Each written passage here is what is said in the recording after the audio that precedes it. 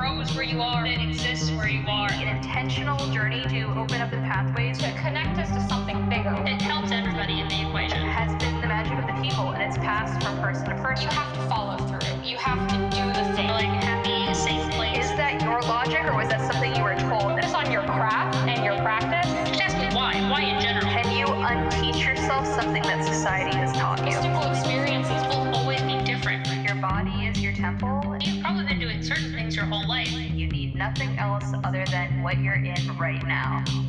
This is Georgina. This is Nike. And this is Temperance. And welcome to Occultism with a Side of Salt. Hello, this is Georgina. This is Nike. And this is Temperance. And welcome to Occultism with a Side of Salt. In this episode, we're going to be talking about a pretty theological question, and one that we see discussed in the occult community more and more. And that is, can you be an occultist, a witch, a mystic, a pagan, whatever terminology you like to use, and an atheist? Rising in the past couple decades, you see this sort of society in general has moved away from organized religion. You see church membership dropping. However, independent spirituality is rising. And there's been a more recent push to separate the term witchcraft in particular from religion and denote it as an inherently more secular practice. So we wanted to discuss how does atheism relate to the world of esoterica? How does atheism connect to all these topics? And I know the three of us have pretty different takes on this. But before we get into that, let's just define atheism, because there seem to be a lot of different definitions on what atheism even is. You see some people saying atheism is inherently tied to things like secular humanism. You see some people who really believe in the new atheist movement of the past couple decades. You see people who use atheism as like an umbrella term. So we're just going to use this definition. We found it from a Stanford article. It's by a philosopher named Anthony Flew, and it's been widely favored by a lot of people. And basically the definition is, atheism shouldn't be defined as a proposition at all, even if theism is a proposition. Instead, atheism should be defined as a psychological state, the state of not believing in the existence of God or gods. So that's going to be the definition we're working with. Of course, that isn't going to include every single person in the world who uses the word atheist, as, you know, we're kind of in a period of post-truth and postmodernism in general culture. So we're just going to use that definition. I'm sure we're going to touch on some other little strains of atheism at some point or another. But in general, just know we're working off the idea that it's not believing in God or gods. In the show, we're going to be talking about what it is. We just defined it. We're going to be defining theism, agnosticism. Should atheists be in occult spaces or religious occult spaces? Do atheists believe in spirits, or are they mislabeled? Can you be an atheist witch? Does atheist paganism exist, and has it historically? And finally, if you are an atheist who this episode sort of makes you reassess things, or you're an atheist but you're sort of questioning that, because a lot of people go from atheism to a religion or to a sort of vaguely spiritual take as they dive deeper and deeper into esoterica. Kind of advice for making that transition if it's something that is facing you. So let's break into it. I think it would be good, if you are listening and you want to read more of the article that Georgina just read from it, it is actually a big article about atheism, and it talks about all the different definitions and how they come into play, not just philosophically, but like culturally. It's a very dense article that divulges into all of the different streams of atheism. Not just, it defines atheism as more than just a religious mindset. So we'll link that in the comments below if you want to read that as well. So continuing with definitions, let's talk about how atheism varies from agnosticism, because I think sometimes we can pose a dichotomy, right? Like when we mentioned the proposition and when we were talking about Flew, that someone is a theist or they're an atheist. There's a yes-no answer to that question.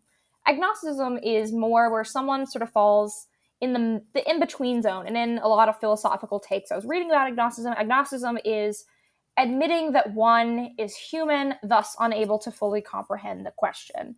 So it's like, not that I can't answer, not that I don't want to answer it or haven't thought about it, but that as humans we have limited perception, so it would be a little too willful and prideful to make a hard statement. I think generally when we talk about if atheism can be allowed in spirituality, agnostics tend to be kind of fly under the radar because since agnosticism is more a space of liminality, what agnosticism means person to person tends to vary a lot more than what atheism means.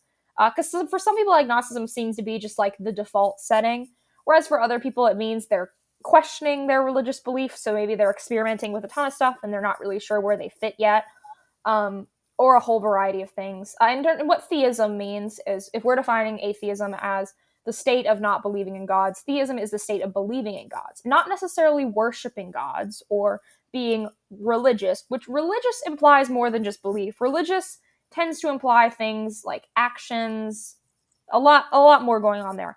Theism just means you believe in gods. So that does implicate that to be an atheist, you are in a state where you do not believe in gods. I think a lot of this comes into when we talk about if witchcraft is secular, is the fact that you see people doing secular folk magic where they're not calling down gods, but they still believe in gods, but they don't work in God with gods, so they'll label themselves an atheist, which I think is a mislabel. I think their practice would still be broadly secular because they're not invoking spirits, right? Though one could argue they're still doing something spiritual. But I don't think that's atheism because they still believe in God, thus they have an answer to the proposition. If someone is unsure about God or doesn't believe in God but still does witchcraft, then I think the is it agnosticism or atheism argument sort of comes into play a little bit more.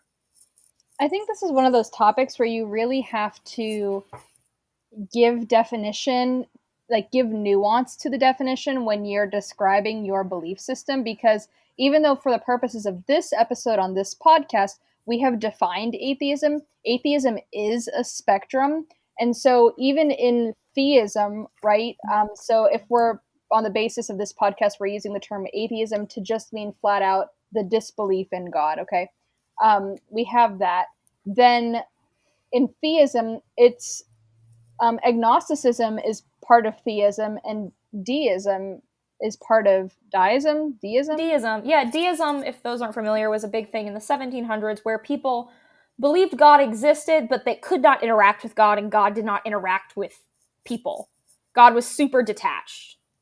So, I mean, those two are very similar, but they're more looser. Like, if you were to think, okay, theism as a spectrum, and all the way on one side is solid theism, and all the way on the opposite end of the spectrum is atheism, somewhere in the middle of those is, you know, agnosticism and deism and tons of other looser defined spirituality paths. So, and I don't necessarily think that, you know, it becomes a question of, okay, so for atheism, are we defining atheism as the rejection of God or the disbelief in God? Like, is God not real, or do you just not believe in God? And I think those are two very different things, because you, in one way, you could acknowledge, okay, like, I believe that God exists to people.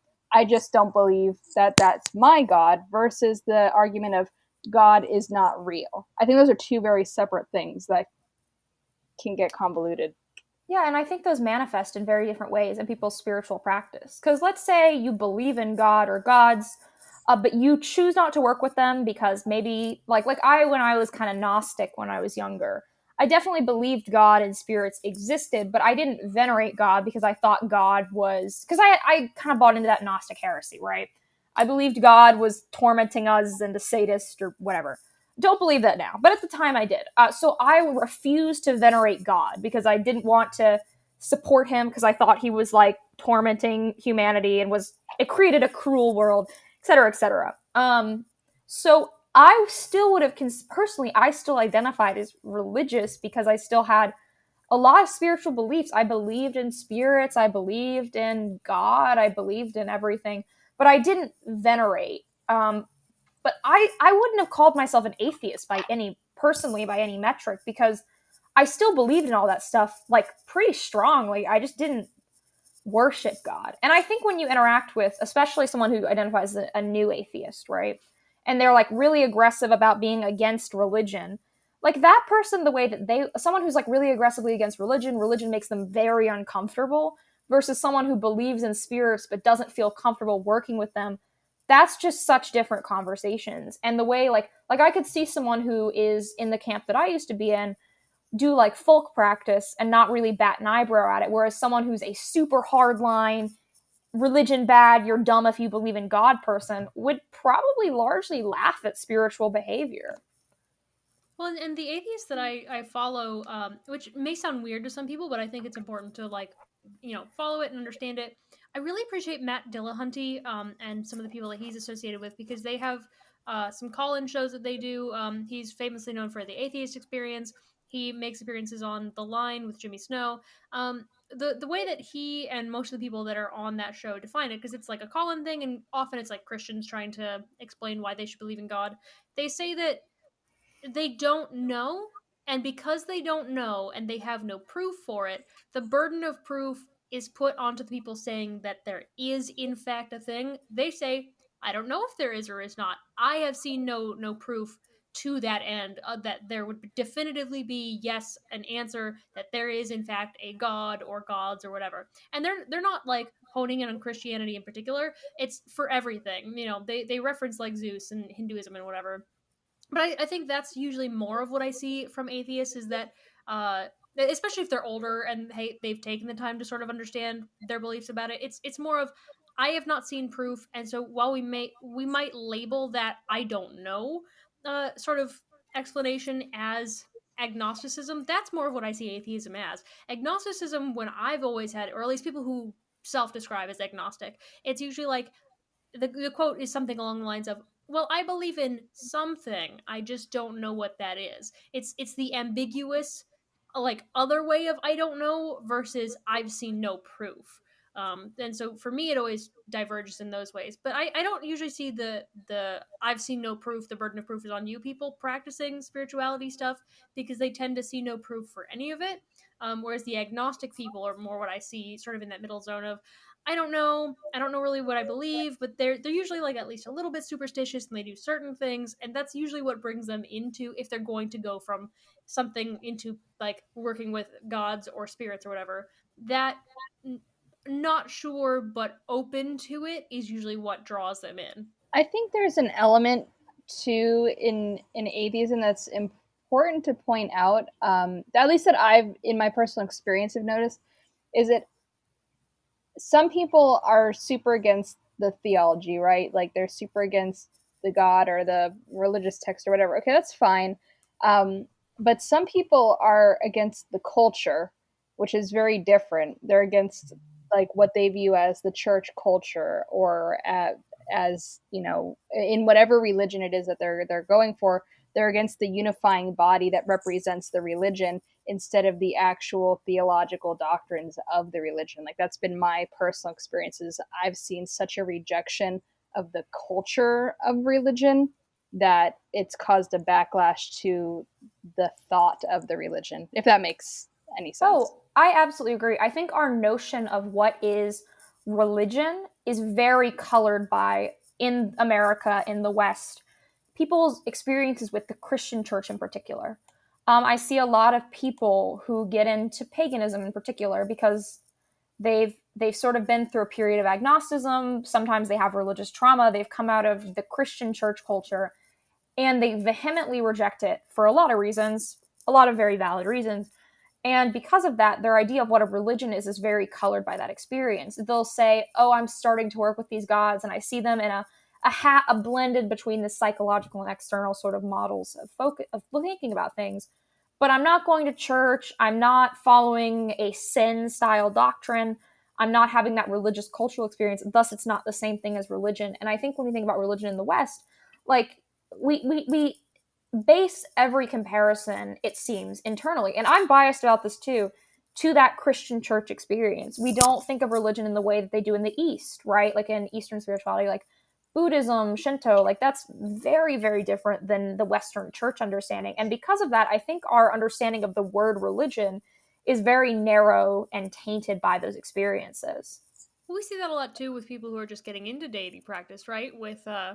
I mean, how common is it that we get people saying, well, I didn't do my daily worship, like I didn't leave a daily offering. Are they going to get mad at me? Are they going to punish me? And are they going to like take revenge out on me because I didn't do absolute every single day. Like, I missed a day, are they gonna do whatever? And it comes a lot from that sort of like Christian understanding of, you know, you have to do all this or else God will be mad at you. God has to forgive you. You have to ask for forgiveness. And pagan worship or neo-pagan worship, Reconstructionist stuff, because, you know, constant conversation, we don't know. Neo-pagan stuff and Reconstructionist religions don't work that way, and so a lot of it is the Christian culture sort of coming in and influencing, and I think it's what drives a lot of people to sort of just like jump in the opposite direction if they've been raised in that really Christian way. They reject a lot of this stuff initially, not because they don't actually believe, but because they don't want to they don't want to have any association with the church or anything like the church in the way that they were raised, because it was just so awful for them. Especially like, you know, you see a lot of queer people dealing with this, disabled people dealing with this, people who are victims of certain crimes. It can be really hard to look at religion again because their only experience with religion, especially in America or in like westernized air quotes countries, it can be really hard to go back to that. So I think some of the atheism isn't like true atheism, I guess, if you wanted to like put a label on it. I think it's more just a rejection of Christianity itself. And I then think it's mislabeled. I yes. genuinely think it's mislabeled agnosticism or even a form of deism, right? Because atheism, by the standard definition, is the rejection of God, like that God does not exist. And a lot of these people, it's not that God doesn't exist; it's that were rightfully traumatized or they were rightfully hurt, and so they're whiplashing across the spectrum really quick. But a lot of these people still hold some type of belief that there is some greater power out there, some higher power, some higher being. And so whether they recognize what that being is or not, having the belief that there is something bigger than us does put them into the spectrum of theism versus just solidly atheistic. Yeah, I think people have a lot of hangups with this stuff, and I think it comes from a really valid place, and I think it takes a lot of therapy and shadow work to unpack that for a lot of people. I find people, even in my day-to-day life, I describe myself as religious, and then I say I'm a Thelemite, and I think people get really confused by that, because I'm religious, but I don't believe in like a sin-based doctrine. We don't really like. I'm a solitary practitioner. Like, yeah, there's thelemic groups, but they don't function in the same way a church does, you know. And it's much looser and up to interpretation, right? And so I think when I say I'm religious, people get kind of assume that I'm prescribing to a dogma and a doctrine, which to an extent I do subscribe to the doctrine of Thelema, but Thelema is orthopraxic. It's not an orthodoxic religion. So I think like we really have this association with religion with blind faith and dogma, when I think that's not precisely what religion means. Because religion Religion largely is a is practice. It religion is doesn't a relate to practice just one. combined with belief, right? That's where I think it takes it from theism, because a lot of religion is practice. It's doing your rituals, it's doing your offerings, it's doing your prayers. That doesn't need to happen inside of a church to be religious behavior. That doesn't need to happen within a gatekeeper or within a rigid system to still be a religious behavior.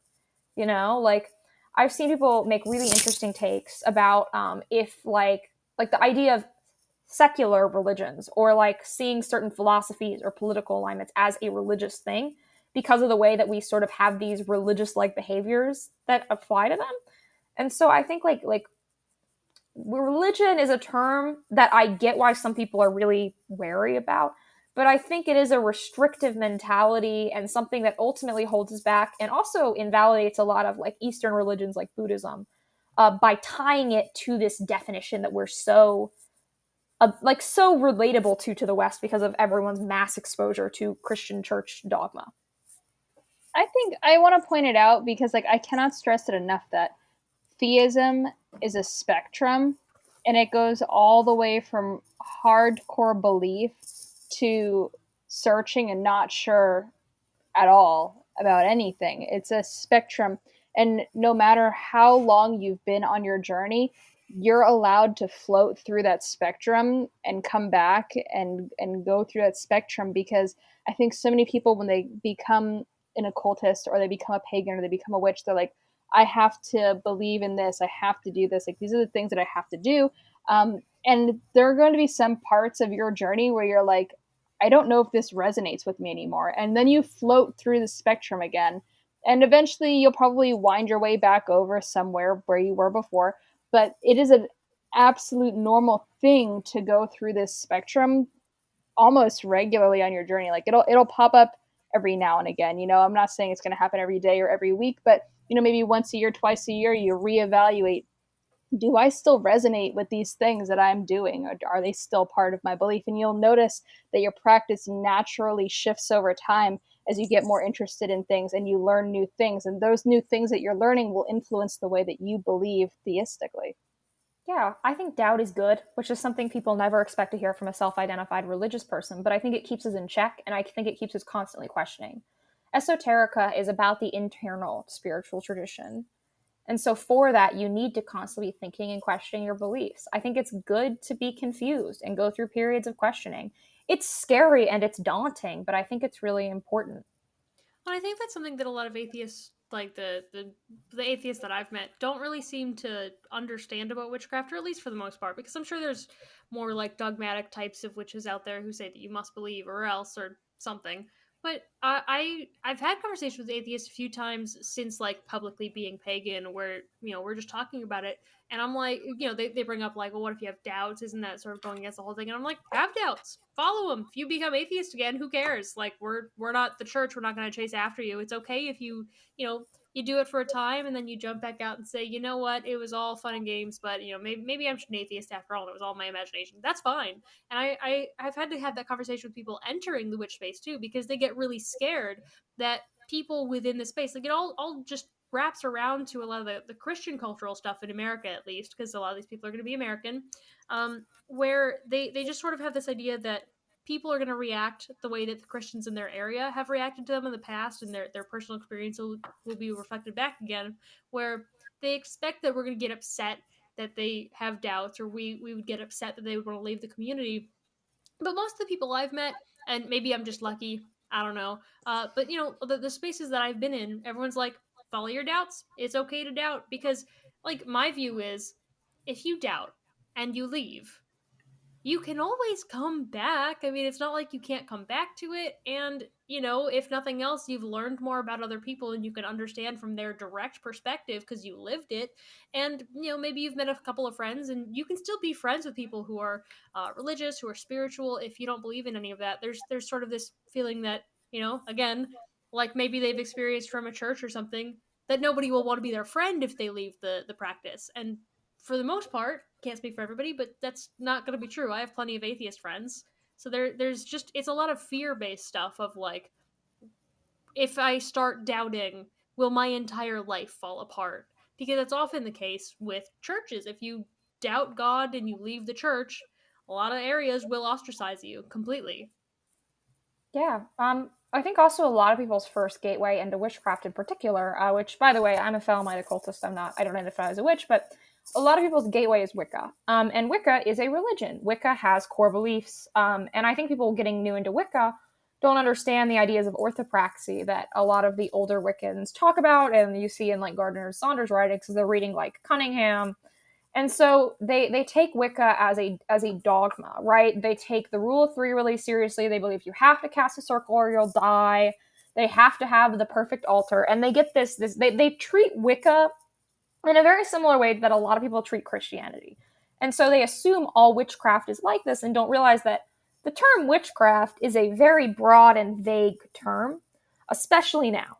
Historically, less so. But in general, like witchcraft is such a vague, broad umbrella term for a whole host of very diverse traditions. I think that's also part of it, right? Because, I mean, like most people's early occult books are Wiccan based. I think most people's early books, like, let's be honest, most people are buying like Wicca by Scott Cunningham, and what are some of the other ones? Buckland's Complete Book of Witchcraft, the blue book. Complete Book. Any of the Llewellyn complete books, like I see those go a lot. Sky Alexander is a really big one. I will say, though, those Llewellyn complete books are really, really good. They're really good. Okay, like, you know what book doesn't get enough credit? The Llewellyn book of Ceremonial Magic. So good. So good. I read it. I loved it. I bought Georgina a copy like right away, sent it to her. I love it. I reference it so much. But yeah, so I want to shift this a little bit and talk about do you think that there's a basis for atheism in witchcraft? It depends on how you like, because a lot of this comes down to the personal definitions of atheism, right? Because But we're going for the standard of this podcast. Just not believing in deities, I think yes, because you don't have to work with deities. You don't even have to believe in them. There's plenty of stuff like you mentioned before, folk magic and stuff that, you know, a lot of it is like superstitions. It's working with spirits rather than gods. That can be one thing. There's a lot of like ancestor work in a lot of traditions. So there's lots of stuff that is completely separate from any form of like god or relationship with a god or relationship with any religions. It's just like honoring your family, honoring spirits, honoring the land, and it's completely separate from any form of god. So I think yes, just because like if we're going by that definition, it's just not believing in gods. I think you can see gods as a separate concept and not believe in that big of a thing, but you can believe in like ghosts and spirits and you know, like sort of an animistic view rather than a deity based view. I'm gonna put the hard butt up. I don't think witchcraft can ever be non-spiritual. I think it can be atheistic in our definition that we used. However, I think there is inherent spiritual beliefs, unless there's a thing called the psychological model that I think needs to be brought up. The psychological model, it's really, really popular with people into chaos magic, and it believes that your mind creates reality and everything is mental, but that's good because it still works, so you're still tricking yourself, and it sees things as archetypes, and it's all sort of internal, right? They don't believe in any external at all. So if you were super hard in that camp, maybe, but the second you believe in things like, let's bring up the microcosm and the macrocosm. So a big thing in occultism, if you've ever heard the phrase, as above, so below. Basically, it implies, and let's do a very simple example. Let's do something super basic, right? Let's say you're gonna take two candles, you're gonna tie them together, and you're gonna burn them down to symbolize two things coming together. Very simple, sympathetic magic. For that to work and to impact the external world outside of your mind implies that there is a relationship between the small things and the outer world. Same with astrology, runs off this concept. For that to exist, that is a spiritual belief. Not necessarily a belief in a god, but that is not fully secular. That implies you believe in something. You believe that there is a metaphysical layer to how the universe operates. So a lot of hard atheists, like new atheist types, would probably not consider you an atheist. By the not God definition, you still count, but it's still spiritual. Ceremonial magic, I think, doing as an atheist is very, very difficult because there's so much emphasis on gods. But for folk, I mean, for this stuff to work besides a placebo or psychological effect, you may not be believing in God, but there's still spirituality there. Thus, I don't really think it's secular, right? Because you believe that this stuff does something. Like, I like this example a lot. If you believe you can hex someone that's far away without them knowing, you do not fully believe it's internal. You can't. That is logically incompatible. So if you believe in any of that, I think you should wonder, why do I think this works? If you say you're a hard atheist and you believe in only a psychological model, but the concept of being hexed from someone far away without you knowing still working makes sense to you, that is a spiritual belief. Whether atheistic or theistic, I don't think that classifies as secular in the slightest. Thus, I don't really think witchcraft is fully secular. I don't think it's tied to a specific religion or a specific god, but I really, really struggle with this idea that witchcraft is fully secular, unless you hardline believe in the psych model. I think that we come back to this most podcast episodes, is that there is not a common set of definitions that we use as a community. So our understanding of words changes based on your experience and your education level. The word secular is one of those words that gets used differently by different people at different times. I think a lot of people use the word secular to just mean not religious. Like, that's it, just not religious, right? So if I were to, like, I'm a folk practitioner, I do a lot of folk magic. not a lot of it is religious. Some of it is, but not a lot of it is religious. So I would be inclined to call it secular magic, even though it's spiritual. 100% it is spiritual, but it's not religious. I don't use deities in it at all. I don't do any religious ceremony with it. So I think in that way, I think a lot of people also use the word secular in that way. And that's where a lot of confusion comes, because some people use secular that way, some people use secular in the way that you previously described. So I think that a lot of it does come down to getting a baseline of common definition. And that's why I think it's really important that when we started this episode, we defined what we were going to be using the definition as, because everyone interprets it differently. Well, and that's sort of where I was at, right? Where it's like, it depends on how you view it. And, if you just go with the specific definition versus like the hard atheist spiritual stuff, it really kind of changes on what you're considering as being part of that. As like, do you require it to be able to be proven by science or have some sort of theoretical explanation? Because like there's, science can't definitively say pretty much anything. We have a lot of evidence for stuff, or like working theories that explain it best, versus stuff that can be explained away by coincidence, by it being in your mind, by psych model stuff. I personally think that if you are in the hardline atheist, I'm kind of more in Georgina's camp of like the spiritual versus like whether or not you believe in God's like separation. I think that if you believe in spirits or you believe in divination or even astrology, I don't think you can fully say that you are the hardline atheist type. You can say you don't believe in gods and be in that part of the definition, but the like hardline new atheist definition I think would be the separate matter. And I think that's more of what people think about. And in that sense, I think that if you believe in any of this, yeah, you're not like a hardline atheist, but I think you're able to not necessarily believe in or work with gods and still do witchcraft of some form. Some parts are going to be not closed as in closed practices, but closed as in you don't believe in it.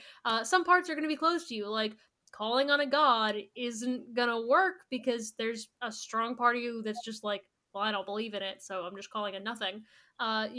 Working with gods, asking for favors from gods, that whole thing, invoking them, that stuff's not going to be there. But there's lots of things that don't require that, don't involve that, even if they are branches from that.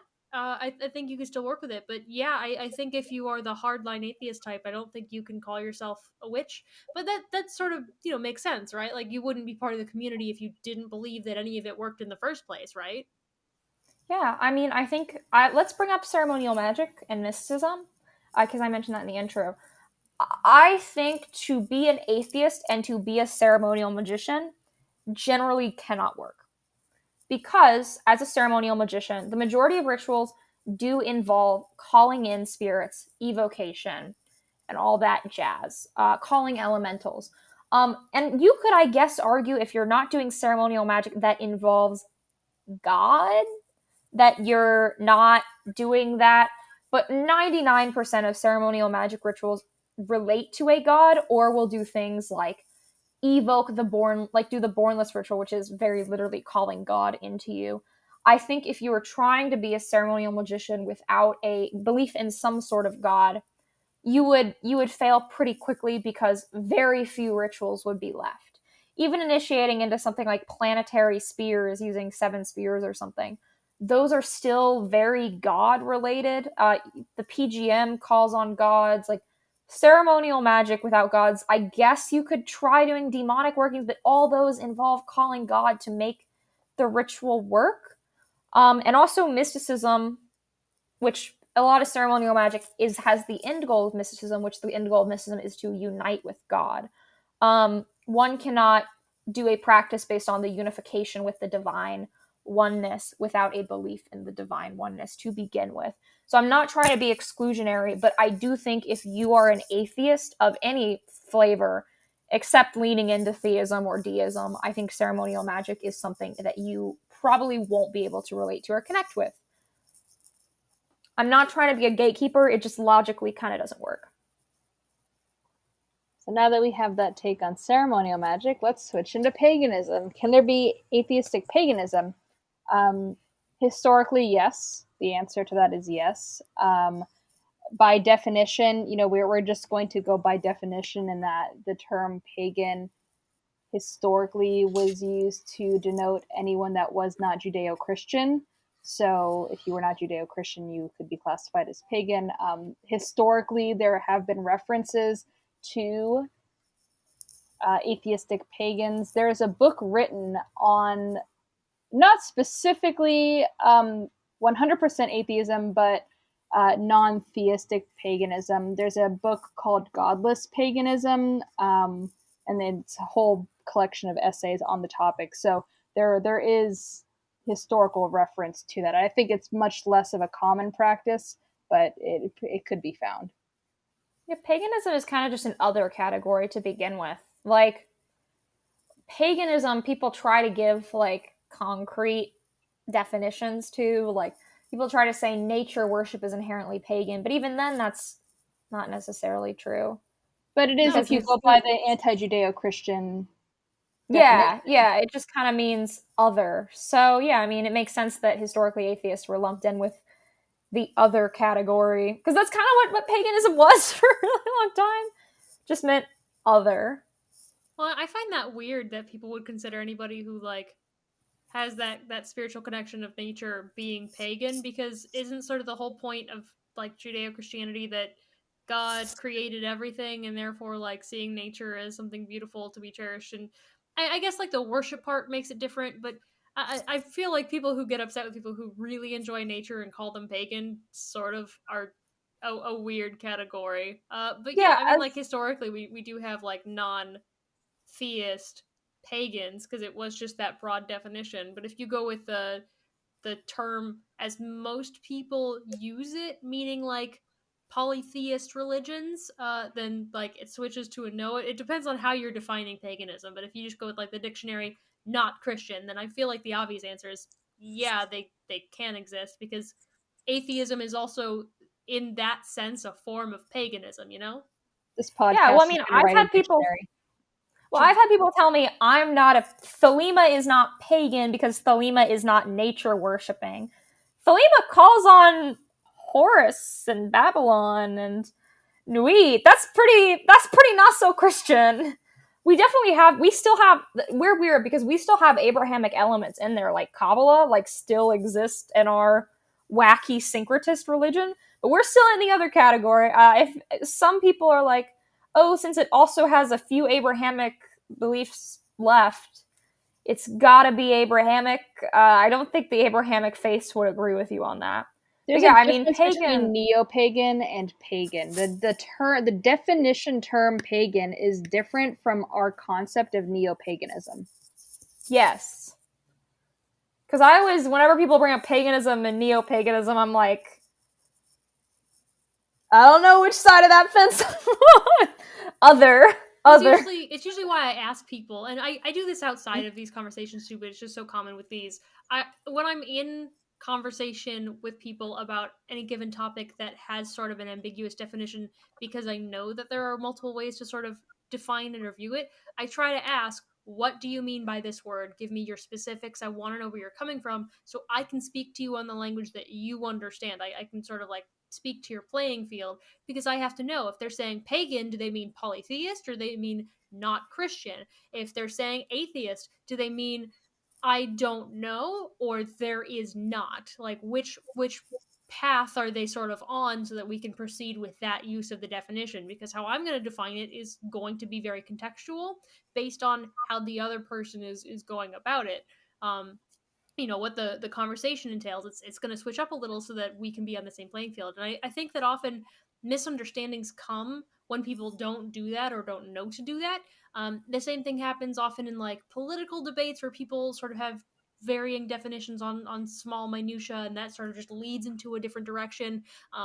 In non-political, non-spiritual, just in life, if somebody's using a word differently than you use it, you're having two separate conversations at the same time, and just sort of talking past each other, because neither of you understands where you're trying to come from. So, like, if you end up having this struggle with people, it might be useful to be like, let's back up. How do you define these words? Because maybe we're not understanding it the way that we could be.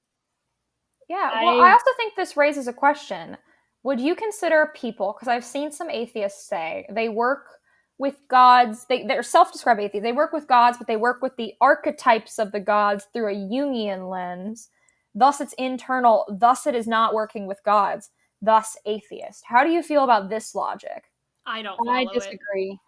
I think if you're following an archetype, the way that I view it is essentially like, if you're working with an archetype, you're working with an overarching spirit, which means you're still working with a thing, which means you're not inherently like it might not be that you think you're working with a god, but you're working with something, which means it's not psychmala. You're still working with this outer thing. You're still working with this archetype to bring about some sort of external result that is not just a purely internal thing. So by nature, they're oh god, what's the word?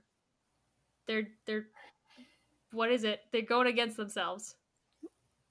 Not hypocritical. Fuck, I'm dumb. Hypocritical honestly could work. Sure. Logical fallacy? No, we'll just move past it. They're being hypocritical. I don't know what it is. I also disagree. Not because I don't want to invalidate anyone's practice. If you believe that and it works for you, that's fine. That's great. Okay, you're allowed to think that way and be wrong, but you're allowed to think that way. I'm not here to tell you that it is wrong. However, I don't find that you can say, "Oh, I'm an atheist. I work with the archetype of this god." Okay, if you're working with the archetype of a god, okay, so maybe in your brain, this is the only way that it makes sense to me, is that you're thinking humans made these gods up. These gods were not divine, they're human creation. Therefore, my belief in them is a belief in a human construct, not into divinity. I could see that argument, but I just think that it really toes the line of spirituality, and it shifts you from hardcore atheism to some type of agnostic. I think that's agnostic magic. I don't think it's pure atheism. Well, even then, like, let's say you believe in the egregore idea, right? Like, when there's enough thought put into something, it becomes an external thing and becomes a life, takes on a life of its own because of the collective belief. It still detaches from being a thought form at that point, right? Like, to evolve from a thought form to an egregore implies a detachment at a certain point and it becoming autonomous. So I think that's a non-atheistic belief as well, because it's not really But like atheism is just the disbelief in God. It's not necessarily the disbelief in spirit. It depends on what spectrum of atheism you fall into. Also, yeah, I mean, egregores aren't inherently gods either. It's messy because there's some atheists that disbelieve in spirit and disbelieve in God, and there's some atheists that believe in spirit but disbelieve in God. Yeah. So that gets really messy. I think whatever, if you are in any of this non-hard theist camp, let's it's from the intro, like, question everything you believe. Question why you believe in it. Like, why do you believe in spirits but not a god, you know? I think those are important existential philosophical questions to ask yourself. It doesn't affect us if you don't ask them either. So if you just want to turn off this podcast and be like, fuck these bitches, that's fine. No, you have to. I will not take this. So you should question everything you believe. So you should anyways, I want to shift us into the last topic that we wanted to hit, which was if you have considered yourself an atheist, but you're kind of searching and you're very interested in getting into witchcraft and getting into paganism and you're not sure how to do it, like, how would you do it? Basically, the basis for this little segment here is we are all interact with each other on Twitter. We recently came across a Twitter post that was like, how would you help someone who was an atheist converting into paganism and witchcraft? And so I want to kind of talk about that because I know Nike spent some time in her edgy years being an atheist. I was an edgy atheist, it's true. I mean, it depends on, like, if your atheist friend is coming to you asking, versus if you have an atheist friend and you want to try to convert them. If it's the latter, don't. That's my advice. They have to sort of come to it on their own. Obviously, you don't want to really be like the cultural Christianity of people trying to get people to go to church when they just don't want to go and they don't believe. But if your atheist friend is coming to you saying that they're interested, they want to learn more, they don't know what they believe right now, and they're just sort of looking to learn more about your beliefs, give them some of the starter stuff. But if they're looking for the religious stuff specifically, push them more towards that.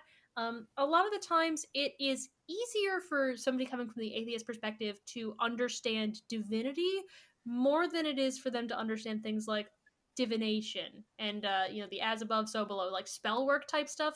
It's way easier to understand a cosmic being that has more control versus you doing something to take control of whatever it is you want to call it, the universe, energy, magic. It's usually easier to point them towards that. There's also other specific gateways. I would say personally, if there is like an area that they're interested in, I find that astrology is often a gateway for a lot of people, and it is a thing that is like common in the consciousness of like pop culture and whatever. And so if you can get them into that, maybe they get like a reading from a professional. Sometimes that can open people up into thinking about it more. I know that when I've talked about it and I've talked about the astrology of what's going on, or I talk about a certain sign, people will say that things make a lot more sense, and then they started researching it because they got something that felt more accurate. Find the things that they want to know about or they're inclined towards, because if you're just trying to shove it at them and it's not really a thing that they care about or care to know about, or it's not an area that they seem inclined to believe in, it's not going to work. You have to play on what they like. My thoughts on conversion as a concept. This is a hot take. This is a spicy hot take. I don't believe conversion is a single initiatory ritual or a single act. I think conversion is the shift of the paradigm. I think it's when your worldview has completely moved on, when you no longer have the hangups from your previous religion and you're unshackled from it, and you've moved to the different framework entirely on a mental level. That's why I think conversion, that's why I think a lot of people are like, I'm going to do an initiation ritual. And yeah, that can definitely do something. But I don't think that on its own is a full shift of the framework. For me, like, I think it took me years to fully make that switch. I think it took time and it took a lot of self-analysis and work. So my advice is to move slowly, think about what you believe and why. Like, let's say you start picking up spirit work, but not like God work. Like, let's say you pick up like ancestor veneration or saint veneration, something like that. Think, well, if these exist, why am I kind of avoiding other spirits existing? Why do I think some but not all? What's sort of my cosmology? I don't think you need to follow a rigid cosmology of a specific religion, but I think you should be thinking about it. Like, why does this work? Why does astrology work? If I find my transits are accurate, what does that imply about the rest of the universe? Because if astrology is true, that radically shifts how the world works than how a hard atheist view of the world would as well. So I think my advice would be to question things, move slowly, unpack your hangups. I think we have a lot of hangups from our previous belief system, things that kind of hold us back. Like, I know I grew up somewhat Christian. I had a lot of Christian hangups I had to work through, and I had to sort of reclaim some Abrahamic beliefs later on, but with some baggage. I know that I felt like I couldn't work with certain Kabbalistic things because I was not pure, because I grew up in church and thought to work with something Abrahamic, you have to be perfectly pious. And because I really resented the hypocrisy of a lot of Christians. So those are certain things that took me a long time to work through. But I think unpacking that is really important.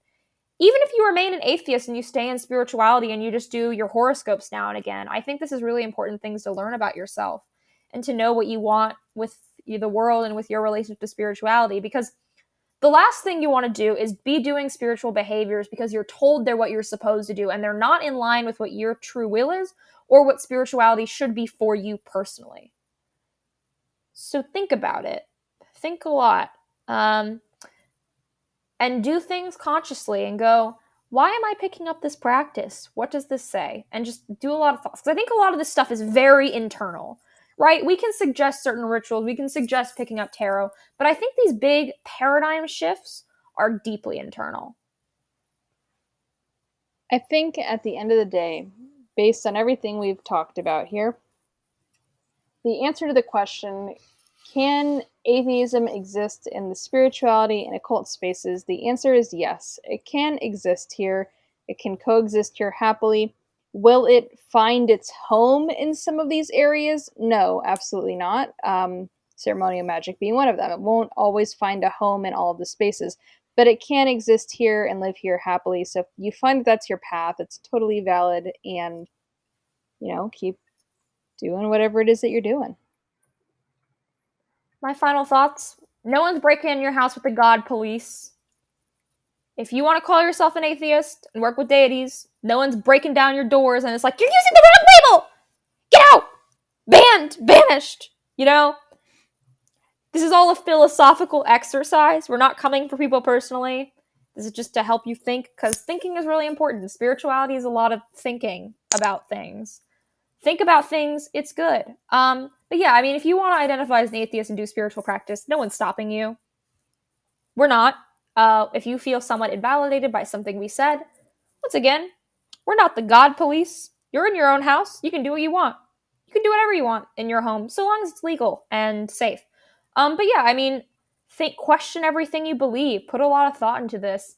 And when you decide to enter paganism, witchcraft, spirituality, think about why you're doing it. And if you see it starting to work, embrace that and try to throw off your hang-ups and move forward into the next phase of your life. My final thoughts are, I remembered the word, and it's contradictory.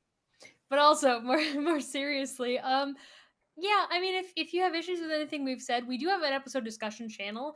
I think it's something that is more of like an ongoing conversation, and it's sort of a one-on-one or like individual to individual type of thing. So it could lead to a good discussion. So if you're somebody who's been thinking about it, you feel more on the atheist side, you want to just discuss any of these ideas, we have that discussion channel open. I find it really interesting, and I have a different perspective from, I think, some people who've always been some sort of theistic something. I know a lot of people go from Christian to pagan, but it's less common for me to hear people going from fully straight up atheist to full on like worshiping gods pagan. So if there's any of you out there, you can at me on the server, on the OS server, and we can talk more there if you have questions. But I think it's perfectly fine to question things, and you can also go the opposite direction and go from pagan to atheist. I think that's fine too. You shouldn't, with any hope, lose your community or your friends that you've made through the community. It's okay to doubt, and I think that doubt is one of the healthiest things you can do, because what's the worst that happens? You become an atheist and you just believe in science? Cool, you believe in science. Like, that's great. As long as you're not becoming anti-vax, that's all I'm asking. So if you want to support the show, Hey, you what can about Tim? Final thoughts. Oh, fuck. Never mind. For 2 weeks, and then you're like, fuck You're like, this. God, that bitch. My final thoughts are that theism and atheism is a spectrum. So if you find yourself on any part of the spectrum that we did or did not discuss, that's fine. Keep searching, keep looking, find your truth, because at the end of the day, it doesn't matter what we say or what anyone else says. It matters what you believe and what is your spiritual path. So if you want to support the Occultism with a Side of Salt podcast, we have a Patreon. As well, we have a Discord server where we can discuss the episodes afterwards. I forget to plug that. And you can also listen to Occultism with a Side of Salt on various platforms: Apple Podcast, YouTube, and Spotify. I am Georgina Rose.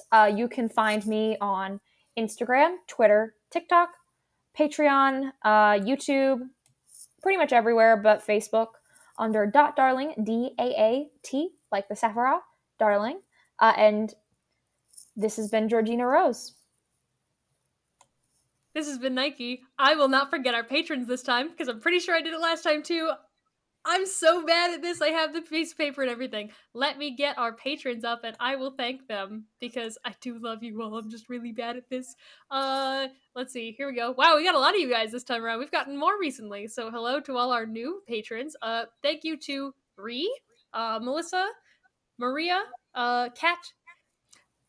This is just the name you go by. I know who you are because you're on the servers with us. Doitsu, Ariel or Ariel, I don't know which way you pronounce it. Jay, Evan, Barry, and Amy, or Mom. So thanks to you guys for supporting us.